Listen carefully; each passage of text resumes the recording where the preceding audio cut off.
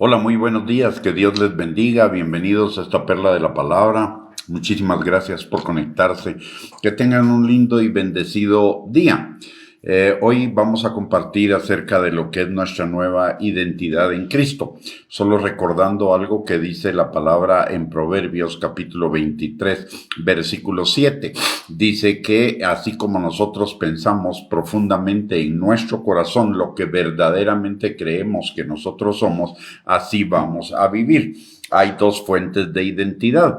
Una es la que deriva de lo que el mundo, la carne, nosotros mismos, los demás piensan de nosotros. Pero la palabra de Dios nos enseña que ese camino no es el camino a la verdadera identidad. ¿Por qué? Porque Proverbios 16:25 nos recuerda que hay caminos que al hombre le parecen derechos en su propia opinión, pero su fin es la ruina.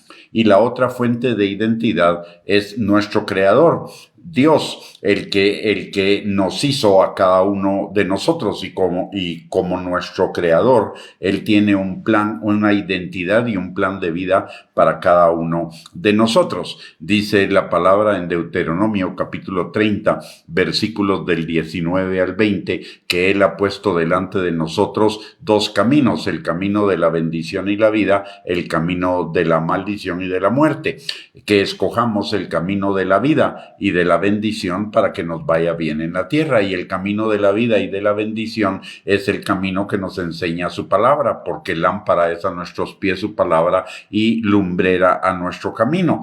Y su palabra nos muestra sus planes, que son planes de bien, para darnos un futuro y una esperanza a cada uno de nosotros y llevar nuestra vida en aumento como la luz de la aurora. Lo dice Jeremías 29:11 y Proverbios 4:18.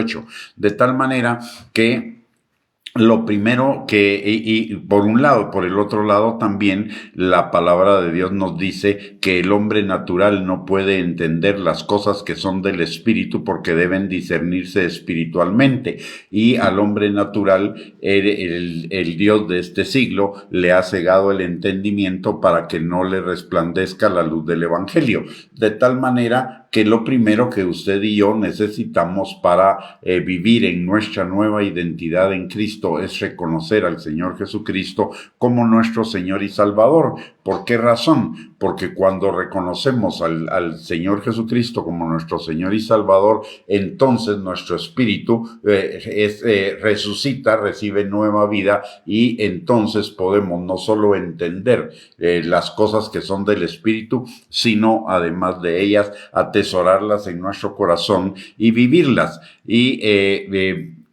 Y la segunda cosa que necesitamos, obviamente, es vivir en su palabra y dentro de ello vivir nuestra identidad en Cristo. Recordemos que la palabra en 2 capítulo 5, versículo 17 nos recuerda que si estamos en Cristo somos una nueva criatura. Las cosas viejas pasaron y todas fueron hechas nuevas.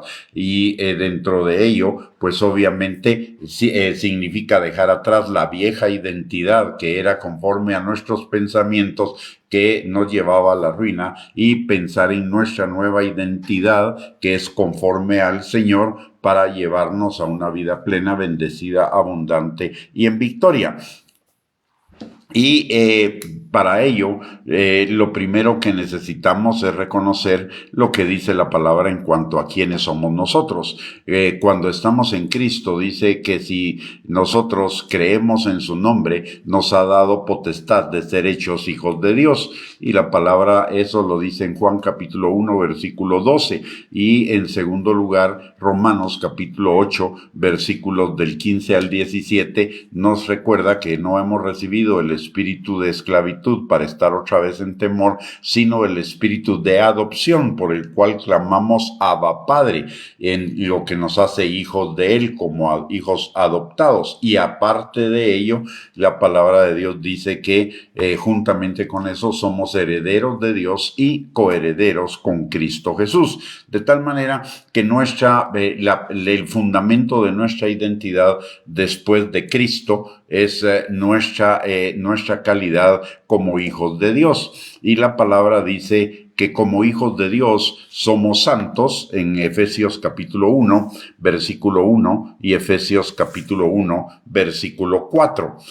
Dice en Efesios 1:4, según nos escogió en él antes de la fundación del mundo, para que fuésemos santos y sin mancha delante de él. De tal manera que como hijos somos santos y somos justos. En segundo lugar, como hijos somos amados. Jeremías 31:3 nos recuerda que él nos ha amado con amor eterno y nos ha prolongado su misericordia. Por el otro lado, Efesios capítulo 1, versículo 6, él nos dice que somos aceptados plenamente en él, aun a pesar de nuestras limitaciones, nuestra imperfección. En este momento el Señor nos acepta tal como somos, aunque también la palabra de Dios dice que el que comenzó la buena obra en nosotros la perfeccionará hasta el día de Jesucristo, de tal manera que cada día estamos siendo perfeccionados, como dice 2 Corintios capítulo 3, versículo 18. Como hijos también somos capaces para cumplir su voluntad para nosotros. Mateo capítulo 7, versículo 21 nos enseña que no todo el que le dice Señor, Señor, entrará en el reino de los cielos, sino el que hace la voluntad del Padre que está en los cielos. Y su voluntad es buena, agradable y perfecta para cada uno de nosotros. Y Él nos ha dado su Espíritu para que podamos caminar guiados por el Espíritu y la palabra en su voluntad. La palabra de Dios en Hechos capítulo 1, versículo 8 nos enseña que recibimos poder cuando viene sobre nosotros el Espíritu Santo. Romanos 8:26 nos enseña que el Espíritu Santo nos ayuda en toda debilidad, y Filipenses capítulo 4, versículo 13 nos recuerda que si estamos en Cristo, todo lo podemos en Cristo que nos fortalece. También como hijos, la palabra dice que somos sus discípulos. Mateo 28, versículo 18 al 20 y Primera de Pedro, capítulo 1, versículos 14 al 16. Dice que como hijos obedientes seamos santos como Él es santo. También como hijos somos siervos, le servimos a Él, le servimos en el cumplimiento de sus planes y de sus propósitos, no solo para nosotros, sino para Él. Somos colaboradores de Dios, como dice la palabra en Primera de Corintios capítulo 3, versículo 9 y Segunda de Corintios capítulo 6, versículo 1. Como hijos también somos reyes y sacerdotes. Primera de Pedro, capítulo 2, versículo 9, nos recuerda que Dios nos ha hecho un linaje escogido, es decir, hijos, y como linaje escogido, real sacerdocio. Aparte de ello, la palabra dice en 2 Corintios 5:20 que como hijos de Dios también somos embajadores de Él, y en 2 de Pedro, capítulo 2, versículo 11, también nos dice que como hijos de Él somos extranjeros y peregrinos. Cada una de estas cosas implica una forma de vivir. No solamente son títulos, honoríficos, no solamente son enunciados teóricos, sino cada una de estas cosas implica una forma de vivir que nos dirige hacia una vida plena, abundante y bendecida. Recordemos que si estas cosas están en nuestro corazón, las creemos verdaderamente, las vamos a vivir. Y si las vivimos, eso va a implicar una manera de vivir, una manera de ser, una manera de hacer que es totalmente diferente a la del mundo.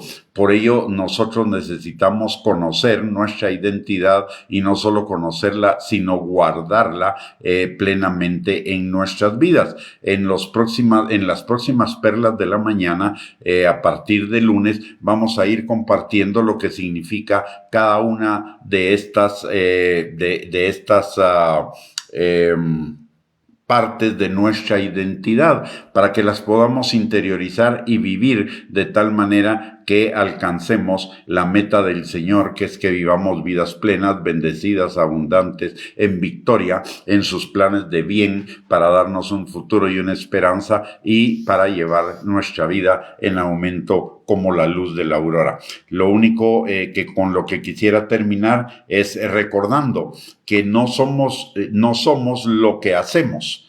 Lo que hacemos es derivado de lo que somos. Para cambiar lo que hacemos, para cambiar la vieja manera de vivir, necesitamos cambiar lo que somos, y cambiar lo que somos significa volvernos plenamente a la identidad en Cristo. Y implica guardarla, atesorarla, para que en nuestro corazón esté plenamente afirmada. ¿Y por qué en nuestro corazón, no en nuestra mente? Porque la palabra de Dios dice en Proverbios capítulo 4, versículo 23, que del corazón mana la vida, del corazón va a salir lo que vamos a vivir, del corazón va a depender lo que hacemos y lo que podemos, y entonces por ello necesitamos tener nuestra identidad firmemente establecida en nuestro corazón. Muy bien, con esto hemos llegado al final de esta perla de la palabra. Muchísimas gracias por conectarse. Que tengan un bendecido día y un abrazo para cada uno. Les recuerdo, más tarde, a mediodía y por la tarde, compartimos otras perlas de la palabra para seguir edificándonos mutuamente en la palabra de Dios, en nuestra fe, y caminando hacia esos planes buenos que Dios tiene para cada uno de nosotros, para darnos un futuro y una esperanza. Así que desde ya le invitamos para estar pendiente a mediodía y por la tarde para otra perla de la palabra. Un abrazo, que tengan un lindo día.